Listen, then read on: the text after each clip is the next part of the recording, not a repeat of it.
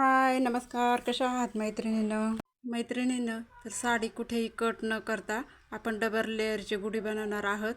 तर त्यासाठी व्हिडिओ संपूर्ण बघा. ही संपूर्ण साडी आहे ती डबल फोल्ड करून घेतलेली आहे आणि या पद्धतीने ठेवून त्याची घडी टाकली आहे. या पद्धतीने घडी टाकून आता त्याच्या निऱ्या घेतलेल्या आहेत. आपण जशा साडीच्या निऱ्या घेतो त्याच पद्धतीने या निऱ्या घेतल्या.